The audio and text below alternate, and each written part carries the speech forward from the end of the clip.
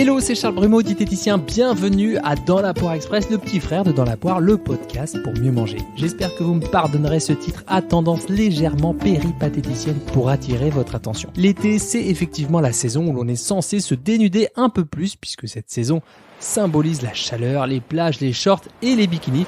Donc le summer body, le corps de l'été, donc revient et son lot d'injonctions printanières en mode bientôt l'épreuve du maillot.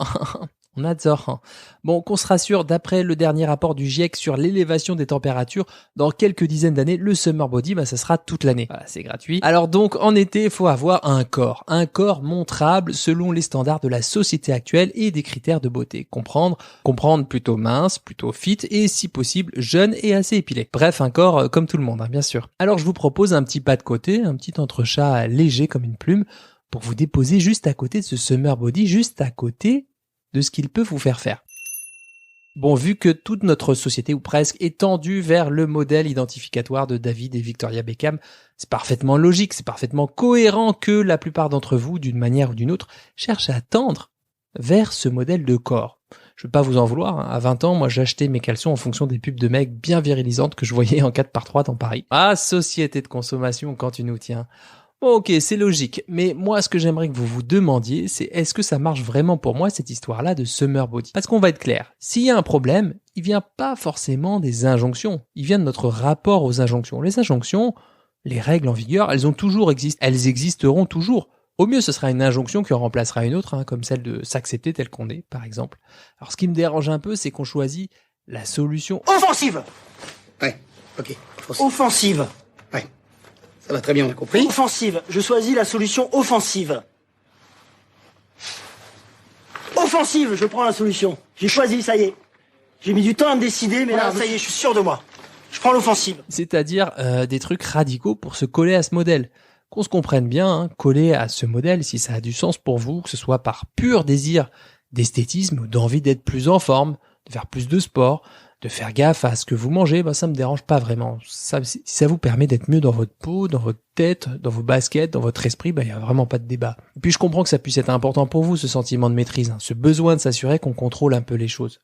Puis c'est super important dans la vie, en tout cas je le conçois. Par contre, et j'insiste, si ça vous fait sauter des repas, si ça vous fait virer des familles d'aliments entiers, du genre les féculents, les matières grasses au hasard, si ça vous fait manger moins pour diminuer votre métabolisme de base et m'appeler en urgence au bout de 3 semaines parce que, tiens, c'est bizarre, vous perdez plus de poids. Si ça vous fait consommer des substituts de repas parce qu'au moins c'est léger et que, je cite, ça plombe pas. Si ça vous fait refuser des apéros, que ça vous désocialise, que vous consacrez une part non négligeable de bande passante et de charge mentale à ce que vous devez, ce que vous pouvez manger dès que vous vous levez le matin, on est d'accord pour dire que c'est pas une vie super cool que vous vous préparez là. Donc si vous êtes dans ce cas, votre job, ça va être de repérer quand ce besoin de maîtrise vous fait faire des trucs cool pour vous et quand ce besoin de maîtrise vous enferme, vous met dans un bocal, vous fait perdre de votre élan de vitalité. Donc plan d'action, déjà peut-être prendre conscience du type de contexte dans lequel cette solution offensive s'est activée et à quel moment c'est devenu le bazar dans votre vie. Ensuite, quelques petites questions pour vous mettre sur la piste. Est-ce que ma solution offensive m'amène à être en rupture avec mes besoins de base? Du genre, me nourrir suffisamment, m'hydrater régulièrement, bien dormir. Ensuite, est-ce qu'il y a une part de moi qui aimerait que ça change? Ok, vous voyez qu'il y a plusieurs parts en vous qui s'activent. Il y a la part du summer body qui vous pousse à l'effort, là. Et peut-être que dans cette part-là, il y a vraiment des trucs chouettes à en tirer, comme le fait de transpirer, de mieux composer ses assiettes. Et il y a aussi la part de, j'aimerais me foutre la paix 2 minutes, quoi.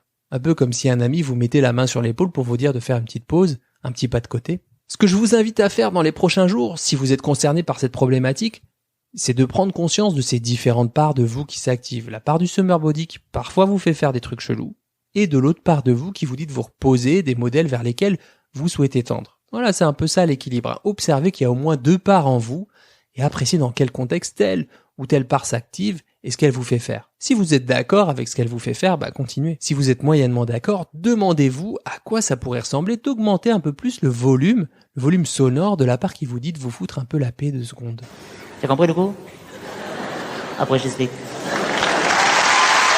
Voilà, c'était un épisode court, mais tout en nuances, puisque je suis pas un pourfendeur du summer body, mais je suis pas non plus un défenseur acharné de la cause, si ça vous plonge dans quelque chose qui devient dur pour vous et compliqué. J'entends bien que c'est pas toujours simple de diffuser des messages de nuances sur les réseaux sociaux, qu'on attend de nous qu'on soit pro ou anti, qu'on soit blanc ou noir, tout ou rien. Je comprends bien, et dans le même temps, je m'en fous royal, mais alors royal, parce que ce qui compte pour moi, et j'espère pour vous, c'est d'être juste.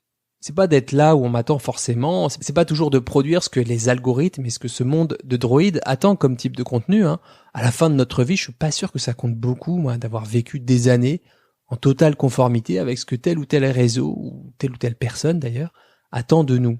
Je pense que le plus important, il est bien plus vaste que ça. Par exemple, le fait qu'une personne me dise que certaines bribes de cet épisode aient pu se déposer dans son cœur, la faire cheminer tranquillement et peut-être changer un peu de ses habitudes si elle ne lui convenait pas tant que ça, déjà j'aurais réussi une partie de ma mission, celle d'améliorer d'une manière ou d'une autre la situation de mes contemporains, c'est-à-dire des gens qui partagent la même époque de vie sur Terre que moi. Ça, ma foi, c'est déjà pas mal du tout. Voilà, j'espère que ces conseils vous auront été utiles et qui vous auront aidé à affiner votre vision des choses. En tout cas, moi, ça me ferait plaisir d'en parler avec vous sur YouTube ou sur Instagram @CharlesBrumeau. Et puis, bien sûr, vous écoutez ce podcast de dingue sur une plateforme d'écoute. Alors, n'oubliez pas d'en parler, de le partager autour de vous, parce que c'est vous qui êtes les ambassadeurs et les ambassadrices de Dans la Poire. C'est vous qui faites la réussite de ce projet. Ne l'oubliez pas. Bon appétit de vivre et à très vite pour un nouvel épisode de Dans la Poire Express. Si vous avez appris une chose, au moins une seule chose dans cet épisode, le meilleur moyen de me soutenir et de faire connaître Dans la Poire, c'est de le partager.